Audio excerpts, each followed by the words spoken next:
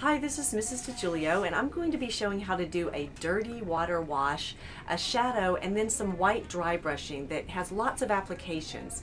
So we're just going to start with a dirty water wash on this piece that I've got in progress here.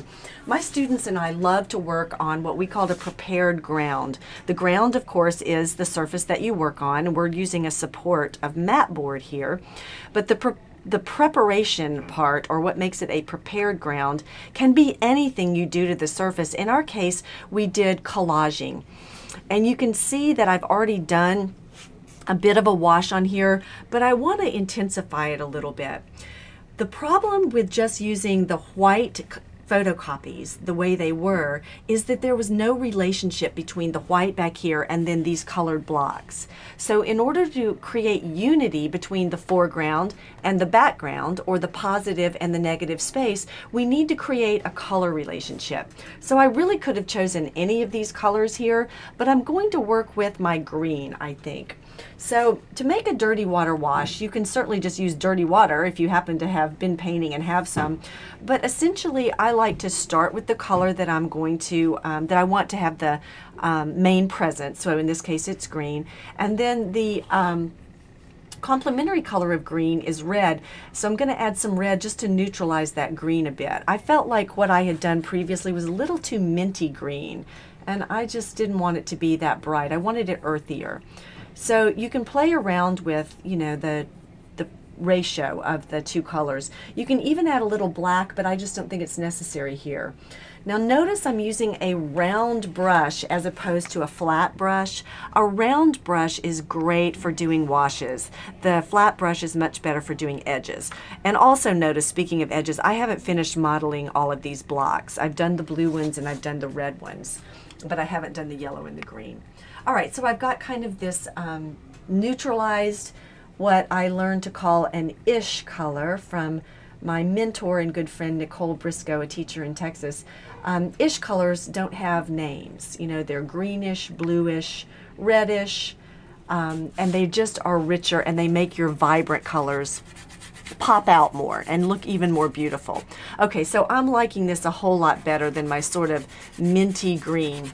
And because I've collaged this in layers, the paint is going to stick a little differently in different areas. Also, you should know that I washed over the entire surface when it was just white photocopies, white and black photocopies, with matte medium, a gloss matte medium.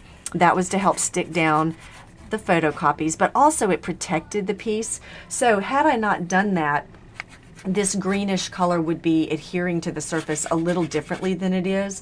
But I like this because it prevents, I like the gloss medium because it prevents this wash that I'm doing from really buckling my photocopies that I stuck down. And I just stuck them down with glue stick, and then, as I said, use the gloss medium over the top. It functions kind of like a Mod Podge or something like that from the old days.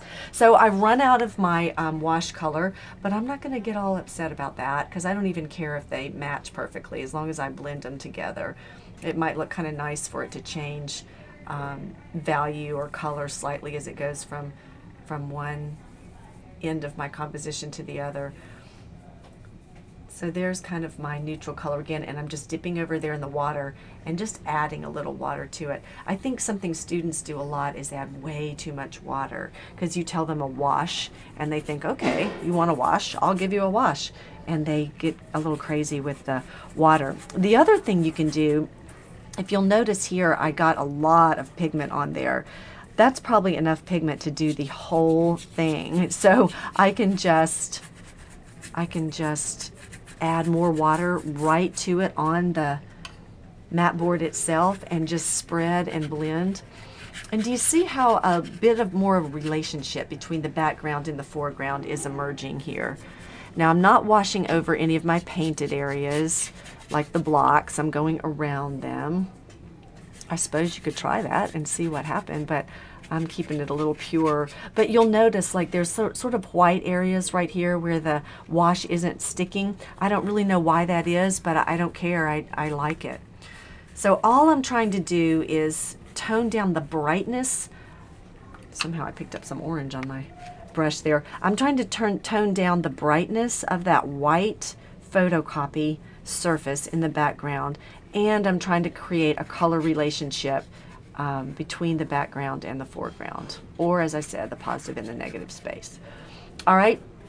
And then if a student gets, or yourself, if you get too much of the pigment on there, you can always change it with some dry brushing, white dry brushing. So I'm going to demonstrate that in just a second. This is really rudimentary basic stuff, but it's very, very helpful. Now I've got my gateway. This is a project my students are doing, but as I said, it could apply to anything. I've got my gateway set up over here, and I sort of observed where the shadows were, and I drew them lightly with pencil. So shadows are always cool. I mean, art, you know, is a world unto itself, so you can make them any color you want, even warm, but I'm going to go with cool here, and they generally have a lot of blue in them, so I'm going to start with blue and add the complementary color, which is orange, and then I'm going to add just a little bit of black, because shadows are often fairly dark, and again, in the world of the painting, you might want to emphasize that darkness. And in this case, I want to work not as translucent as I did in the background, but not as opaque as I did for the blocks. Because if I work real opaquely, the shadows are going to confuse viewers, and they're going to think they're looking at blocks. So I want to go somewhere in the middle. And you know, that's awfully watery. I'm not sure that that's going to work for me. So I think I'm going to go back over here and dry my brush off just a little bit, blot it off, and then come back to my blue, come back to my orange. I don't know about the acrylic you use, but in school the yellows and oranges tend to be a little more translucent, have a little less body than some of the cooler colors. Okay, and I'm going to add just the tiniest bit of black, and then I'm going to blot my brush off again to get any excess moisture out, and then I'm going to try to paint those shadows a little bit more obviously.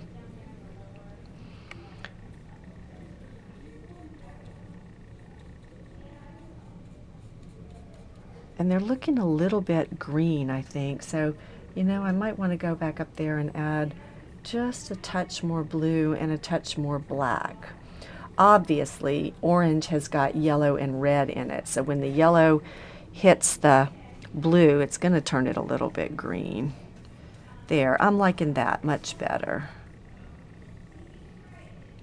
And then, sort of for a finishing touch, I'm going to do a really dark, almost black shadow right under the block, because when I look over there at my gateway that's all set up, it casts that kind of shadow right under the block like I've done here. I just think I need to do it right over here too. So that really anchors it to the support or to the ground. Okay, so I like that a lot. It's different enough from my background, and yet it's not so much like my blocks that they look like weird blocks drawn onto the background. Okay, and you know, sometimes shadows just kind of blend out, and sometimes they have real precise edges, and in my case they kind of just feather out, so I'm going to try to duplicate that there. All right, back over here to my semi-translucent paint. I like painting translucent layers on top of each other. I just think I can control it pretty nicely.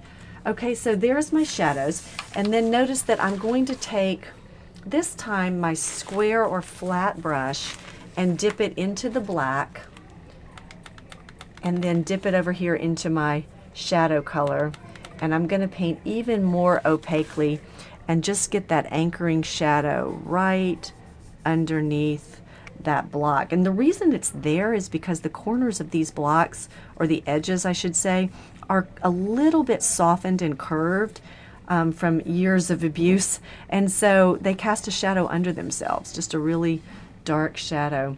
I didn't grab a teeny tiny brush, but if I had one I could do that right along there, but I think this will work just fine. Okay, so it's subtle, but it it still makes a little bit of a difference. I think I'm gonna do it right there too. And always, you know, painting is, everything is relative. When you do one thing, sometimes you have to adjust another. And that's just the nature of the beast. Okay, so I like that pretty well. And notice here that my tea bag that's lying under the gateway, I did a little bit of my shadow wash over that, just because the shadow would be hitting the tea bag, just as it is the ground underneath it. Okay, and then let's see if any of my background is dry enough that I can do kind of a white dry brush. Yes, I think I can. I feel like this darkness up here in my piece is, I like it. I like the vertical element in it, and I like the circular pattern here, but I feel like it's a little bit strong, and I'm always telling my students not to, quote, decorate their corners. That's kind of a tendency of people when they don't know what else to do compositionally. So I think it's a little strong. So all I've done here is blotted my brush off, scooped up a little bit of white paint, always from the edge in case there's any residual color on your brush that you don't want to transfer. And then I'm just gonna lightly go over the surface of that. So it does nothing more than just tone it down the slightest bit. I can still see what's under there, which I want to be able to see, but it just removes a little of that bold darkness, so it becomes less of a secondary focal point over there. And I don't want it to be so much of a secondary focal point because, like I said, it ends up looking like I've decorated my corners. And I'm going to feather right across where the torn edge of that piece of the collage is. So that's not a huge difference, but I think it's enough of a difference that it was worth taking the time to do.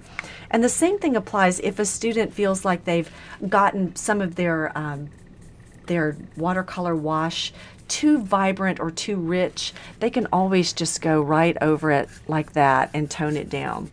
Or, you know, if I feel like these words here, which are part of a story, are a little bit too vibrant, I can, or I guess I should say contrasty. If they seem too contrasty and are pulling the viewer's eye up there, I can just lightly brush over them and just kind of submerge them under a veil of almost like fog, you know, so that they're just not screaming at us. So I like that a lot. And another place I'm going to use it, I have this teapot in the foreground, and I have this tea bag here, and they look like they're laying on the same surface, but I wasn't thrilled with the way I drew the bag, the paper little pouch that the tea comes in. So guess what? It's going bye-bye. I'm just going to lightly brush over that. And I don't mind if it appears as kind of a ghost drawing in the background, we call it. I just think that adds interest back there. But I just didn't like the way it almost looked like it was turned up on the end or on its side. So I wasn't wild about that. So now I've gotten rid of it. And I can decide whether that whitish area there is distracting or not. And you know, I think it's a little distracting, so I could just take my color that I used for my background wash and just wash back over it. Now what I like about it is I did it in kind of a cross contour style where I drew these lines across it, and you can faintly see the lines now, and they relate to this area up here with all of these vertical lines, and to this area down here with these wider vertical lines. I guess the lines are narrow, but the space between them is wider. So I'm going to take some of my washi color, and I'm just lightly, because I did a dry brush technique, it didn't take long at all for that white to dry. So I'm just kind of cleaning my brush. I'm cleaning my palette first, and then I'm kind of cleaning my brush on my artwork to just kind of make that go away. Now I could paint it out entirely, but I'm not that worried about it. Now for this particular challenge that my students were working on, they were to create a white dry brushed area in the foreground so that their black Sharpie drawing would show up better than if they had just drawn it directly on the washed area. So I had done that previously, but you can see underneath that there's white dry brushing under there. And I think I'm just going to leave it like it is. I mean, I kind of painted up close to it with my wash, And I don't know, maybe I'll go back here and just kind of neaten that up a little bit, get rid of that edge. Yeah, that's perfect. White dry brushing cures a world of sins when you're painting. All right. So I could look all over the composition and decide, you know, is there another area that maybe I need to dry brush a little? And this is awfully dark right here, but I kind of like it because it pushes into the background and gives the piece a little bit more dimension. Notice too that I have this arch of the teapot handle, an arch from this architectural image, an arch here, and another arch from the architecture, and that was all very, very intentional. So I don't know, I'm debating about whether to do a little bit of dry brushing over this dark area here, and I think I might. So let me pick up just a little bit more. Remember, your brush needs to be dry, hence the term dry brush, and you barely put any paint on it. And I'm just gonna go gingerly at it, so if I don't like it, I can get rid of it. And because I've got that gloss medium on the surface of this, it's preventing the paint from soaking into the paper, so I could get rid of it with a damp brush a whole lot easier. But I think I like that. I've still got some depth of value in there, but just not quite so much. It's like it takes the edge off, you know? Like if you've got a terrible headache and you take something for it, it just kind of may still throb a little, but it takes that unbearable edge off. Now, I'm still not in love with my tea bag pouch back here, so I'm just going to do one more layer on top of it. And, you know, I can always draw it back if I decide I can't live without it, but I think it's distracting. It's also almost exactly in the middle of my vertical length of my composition, which isn't a great place to have something that you don't like. You know, it's just right in the center.